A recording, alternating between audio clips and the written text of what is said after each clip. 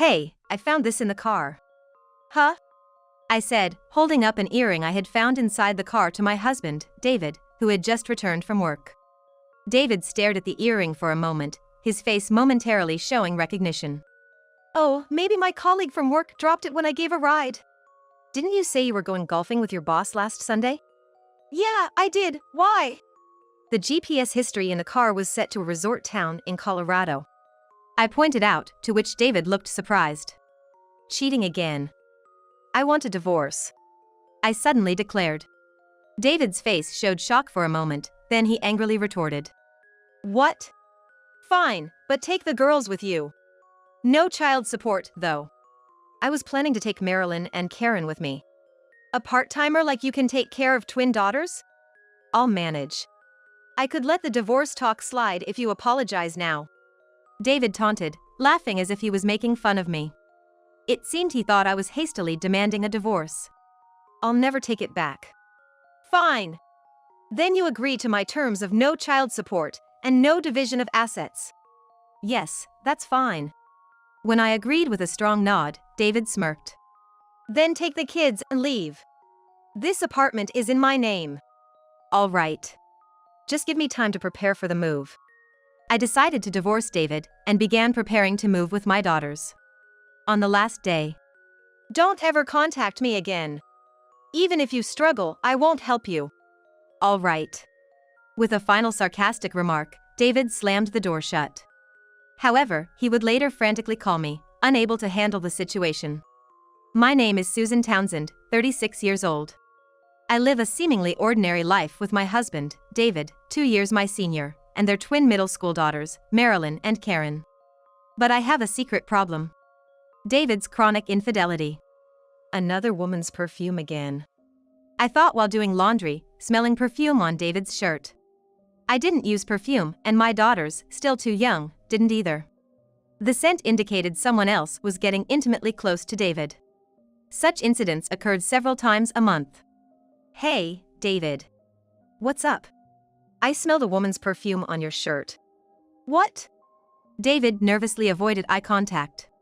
It's just your imagination. But you were out with another woman recently. I had to meet her, I couldn't refuse. I didn't want her to get the wrong idea and turn into a stalker. One dinner to make her give up is a small price. David excused himself, always dodging the accusations. I often gave up, tired of his half-admissions and denials. This wasn't new. David's infidelity had been an issue even before our marriage. David graduated from a prestigious university, worked at a major corporation, tall and handsome. He is a man who naturally attracted a lot of attention. Our relationship started at the workplace where I was employed until our marriage. Back then, I was in sales, and it was David whom I interacted with during client meetings. Initially, our relationship was purely professional, but we hit it off during casual conversations in business deals and soon began seeing each other privately. David was suave in everything he did, and I was utterly smitten, thinking of him as my Prince Charming. However, I wasn't the only woman David was close to. He seemed to have a personality that wanted to impress all women, whether they were his seniors, colleagues, or juniors. This led many women to mistakenly believe they were special to him. With his good looks and amiable nature, David's womanizing was often seen as charming. Once he started dating me, he did settle down a bit. This made the other women who had feelings for him quite jealous. But after we got married, it only took 2 weeks for David's infidelity to resurface. At first, he was sincerely apologetic, promising never to do it again. But once I forgave him, his apologies and remorse gradually faded, replaced by lies and excuses. Don't you ever think about taking the kids out on your days off? I'm tired from work every day. They're in middle school, they are not too young for outings with Dad. Plus, I need my rest on weekends. David would respond with a guilty look. This showed how little he interacted with my daughters. His idea of rest being an affair was the last straw for me. Despite wanting David to change, I had no one to confide in about my troubles. David was estranged from his family. His parents lived in a rural area, and as the eldest son, they wanted him to take over the family farm. David vehemently refused, almost running away from home. Even when he decided to marry me, he wouldn't let me meet his parents or invite them to our wedding. I wished I could discuss David's behavior with his parents, but that wasn't an option. My family, on the other hand, was worried about me and my daughters, Marilyn and Karen. They even suggested I consider divorce. But the girls are in middle school. Their final exams coming up, I was hesitant to upset them with the news of a single-parent household. So I resigned myself to endure, thinking it was my burden to bear. As a result, David became even more brazen. He was prioritizing his clothes over our daughters and putting his allowance before our family's living expenses. I had to use all the money I earned from my part-time job for household expenses. About this month's expenses. My sales weren't great this month. I got a smaller paycheck, sorry. David would say, though I knew from our joint bank account that he was lying. I felt helpless, knowing his salary was probably being spent on his affairs. Yet, I endured for my daughter's sake. Until I reached my breaking point. It was the twins' birthday, a day I valued more than anything. Their birthday fell on a Saturday that year, and I, taking a day off from my part-time job, was excited to prepare. I had studied culinary arts in school. I have got qualifications in cooking and pastry making. Though I ended up in a regular sales job, cooking and baking remained my hobbies. I often tried elaborate recipes, posting them on my blog or uploading cooking videos online. So, I planned to buy a lot of ingredients after work on Friday. David, you're going to be home tomorrow, right? I asked one Friday morning as David sleepily ate his breakfast. Tomorrow? That's Saturday, right? Is something happening? David replied, looking confused. I was flabbergasted. How could he forget his daughter's birthday? Look at the date. Doesn't it ring a bell? I said, pushing the desk calendar toward him. David sleepily rubbed his eyes and stared at the calendar. His finger pointing to the girl's birthday, but still clueless. What was it? I'm working late today, so I can't go out. He said, still not remembering. Oh. Okay then. Huh? I coldly ended the conversation. David seemed puzzled at first, but when I ignored him, he lost interest and left for work. He went straight to work, but he might remember something while he was working. Maybe he's just pretending to forget and thinking of a surprise. I hoped he might remember during the day or was possibly planning a surprise, but David didn't return home even after midnight. On the morning of our daughter's birthday, David returned home early in the morning and lazily watched me as I prepared food in the kitchen. Wow, you're really going all out today. Yeah. Must be nice, having time as a part-time housewife. I'm beat from all the overtime. Don't wake me up. With that, David went to the bedroom. Really the worst. David left for the bedroom without remembering our children's birthday and left a parting sarcastic remark. I noticed a scent of women's perfume coming from him. Wow. This looks delicious. Mom's cooking is always amazing. Hey, can I take a picture and post it on social media? Sure. As I laid the finished dishes on the table, Marilyn and Karen were thrilled. After taking several photos, the three of them sat down to eat. Seemingly used to his absence, the girls didn't bother to call David, even though they knew he was home. I'm sorry, it's just me. Your dad seems tired from work, I said with a wry smile. The girls looked puzzled. Why? We're fine with just Mom. He's never done anything for us anyway. Yeah, why don't you divorce him? I don't get why you're the only one putting up with everything, the girls said while enjoying their meal. I was taken aback by their unexpected words and started to say, but being from a single-parent home, it's not like it's new. He's never come to our sports day or parent-teacher meetings. We've never had any trouble without him, right? Yeah. You always do your best for us, Mom. That's why we want you to be happy. I felt tears welling up in my eyes, touched by my daughter's words. I realized that my endurance was causing them concern. I knew I didn't need anything else as long as I had my lovely daughters. A few weeks later. What's this? I wondered, getting into my car to buy groceries. I spotted something shiny under the passenger seat. Reaching out, I picked it up. Wow! It was clearly a woman's earring. I didn't wear earrings. The last time David had used the car was the previous Sunday when he said he was going golfing for work. On a whim, I checked the car's GPS history. On that Sunday, David hadn't gone to a golf course but to a nearby resort town. That night, I decided to confront David. "Hey, I found this in the car." "Huh?" I said as David returned from work, showing him the earring. David stared at the earring for a moment, his expression momentarily changing as if he recognized it. "No, this must be, maybe a colleague dropped it when I gave them a ride." "But you said you were going golfing with your boss last Sunday." "Oh, yeah, that's right, but..." The GPS history was set to a resort town, I said, and David's eyes widened in surprise. "Cheating again. I want a divorce," I blurted out. David looked shocked at first, but then angrily retorted. "What? Then take the girls with you. No child support, okay?" "Of course, I'll take Marilyn and Karen." "A part-timer like you can support 2 daughters?" "That is." "If you apologize now, I might reconsider the divorce," David said mockingly, laughing.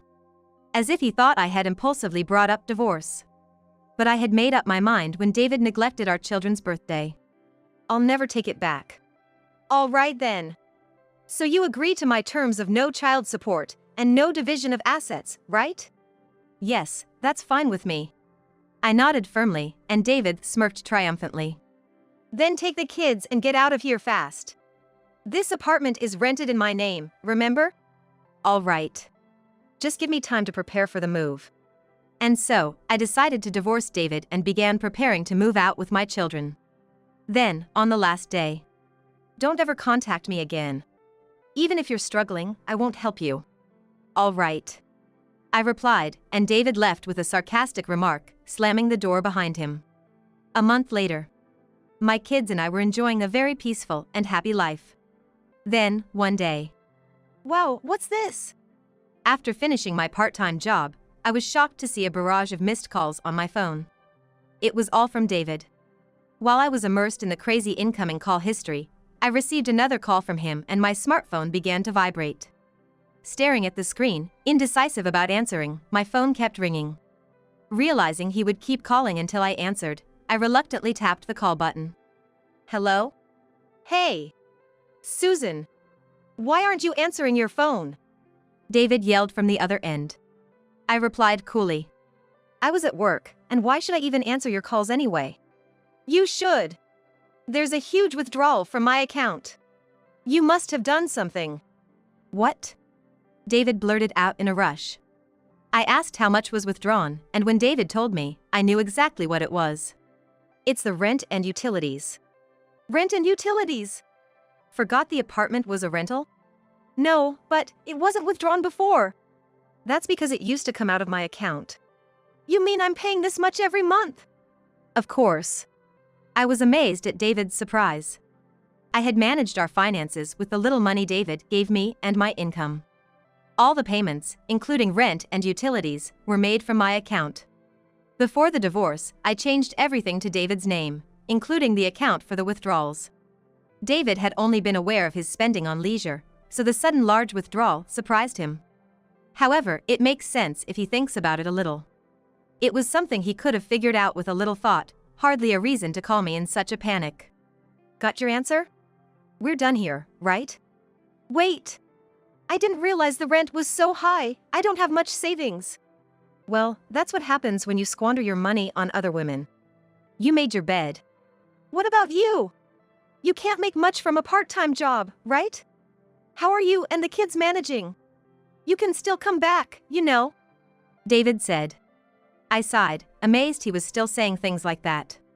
Despite being the one in trouble, David never strayed from his stance that we were at fault and that he would forgive us if I apologized.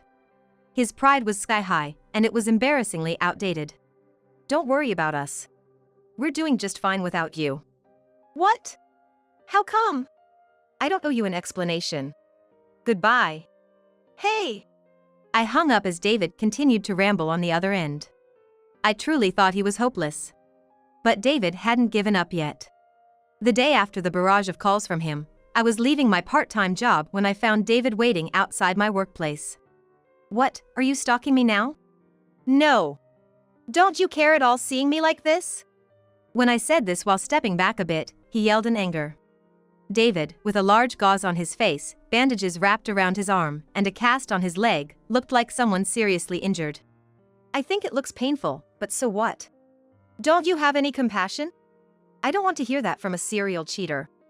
I retorted and hurriedly tried to leave, but David shouted, "Wait. Hey." Reluctantly, not wanting to cause a scene near my workplace, I took David back to my current house. What is this place? What do you mean? It's where we live now. What? I said as David's eyes widened in surprise. This is a luxury condo, isn't it? And it's not even a rental, it's owned, right? Yes. Indeed, I had bought a $2 million luxury condo when I began considering divorce from David. The move was swift as the purchase had already been finalized by the time of our divorce. As we rode the elevator to the top floor, David exclaimed, "Even the top floor!" "Don't make such a fuss. You'll disturb the neighbors." I scolded him as we entered the apartment. "I'm home," I called out, and Marilyn and Karen, already back, greeted them at the door. "What? Why are you here?" "Marilyn, Karen. What's with those faces?" The girls, noticing David behind me, made faces of clear displeasure. David was shocked, he seemed hurt. But my children said nothing to him, not about his injuries, and quickly retreated to their room. "The hurt you caused them is coming back to haunt you," I said bluntly, to which David could only respond with a guilty silence. Still, as he looked around the apartment, he mumbled, "What's going on here?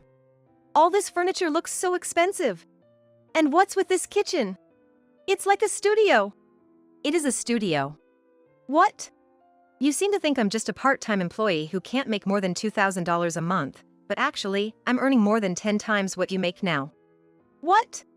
How?" "I published a cookbook." "A book?"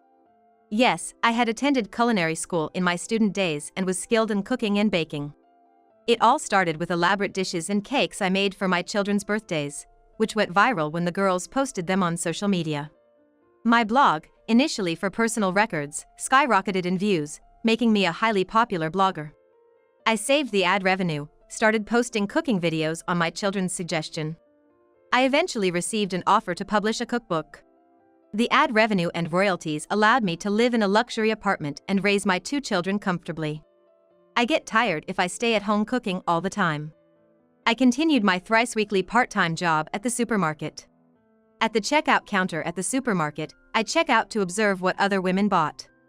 Based on this, the theme is to create slightly elaborate special occasion dishes using ingredients and seasonings that can be found in any household. It inspired my blog and cooking videos that were hugely popular among homemakers. "How long have you been doing this?" "Since I quit my job when we got married." "What's that? Why didn't you tell me? That's like fraud." Fraud? "It's the money I earned. I was contributing my earnings to our living expenses. It's unfair that you were saving up all this time. I should get a share too." What? "You were too busy spending on other women and not contributing at home. I had to do something. The rent you complained about was paid from that money, so you have no right to complain." David looked frustrated as I stared at him down. Anything else you want to say? "Look at me. I'm seriously injured. Don't you care?" Not really. "Isn't that injury your own doing?" "Well, about that earring you found." Yes? "Turns out, the woman who owns it has a husband." Wow, that's terrible. David explained that when he tried to return the earring, a large man accompanied her and took David to an alley. Upon admitting their affair, the man, revealed as my husband, beat him up for messing with his wife. "She came onto me first, but then she lied, saying I forced her." Sounds like karma to me. Don't play the victim. "But this has been a wake-up call. Can't we start over?" You think I'd say yes? "With your earnings, it wouldn't hurt to have me around, right? And think of the kids. Do you want them to feel the stigma of having a single parent?" The last person I want to hear that from is you. No way. David's self-centeredness infuriated me. As I firmly refused, David gave up convincing me and headed towards the kids' room. "Hey, Marilyn. Karen. It's your dad. You want me around, right?" There was no response from the room. They seemed to be completely ignoring him. "Damn it. Why not?" You see? You're a stranger to us now. Please leave, I said, forcefully ushering David out. Later, after repeated phone calls, ambushes outside my work, and attempts to visit my children while I was out, I consulted the police and obtained a restraining order against David. The police told me that David had initially lied about his injuries to his company, claiming he fell, but the affair partner's husband visiting at his workplace led to police involvement. Unable to face his colleagues, David voluntarily resigned. He is unable to afford his old house's rent, and now lives in a cheap apartment. Meanwhile, my cookbook was reprinted multiple times, and my recipe videos and blog flourished. Recently, incorporating my trendy children's suggestions, we enjoyed working together as a family. I plan to continue enjoying cooking and baking while peacefully watching my children grow.